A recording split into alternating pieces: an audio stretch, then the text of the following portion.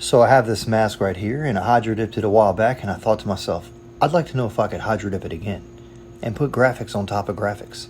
So I got this purple cheetah print right here, and I get it down onto the water nice and easy. Now what I'm doing right here is I'm trying to keep all the water under the film, trying to keep from any water getting on top of the film, and also don't want any air pockets or anything like that. Now my film, once it's on the water, is going to sit for 1 to 2 minutes and kind of just dissolve and do its thing. I'm going to block it in and hold it in place. Usually I have some baffles to do this, but my water level is a little low, so I'm using some tape right now. The reason I'm blocking my film in is because once I activate this film, the paint that creates the graphics is released from the film that it's sitting on, and then it's just paint floating on top of the water. And it wants to spread out and go whichever way it can. So you want to try to block it in so you can keep it kind of grouped into one little area. That way when you dip your item, it doesn't look all fat and spread out and just doesn't look right.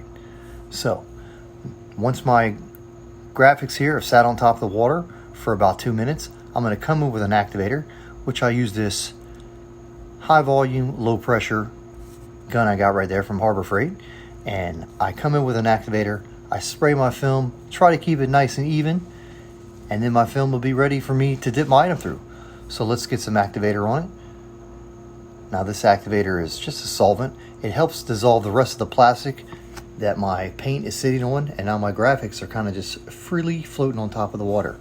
As you can see there, you can actually barely see the cheetah print even floating. It just looks like tape floating on top of the water. Now I'm going to tape this mask. I'm going to take this mask and I'm going to dip it through nice and easy at an angle, trying to avoid any disruption in the film, doing it nice and easy and kind of sinking it down and going forward a little bit at the same time. And once I get it under the water, I'm just going to give it a little bit of a swoosh, and hopefully we pull it out and see that our double dipped worked perfectly. I appreciate you watching. I hope you enjoyed this little clip.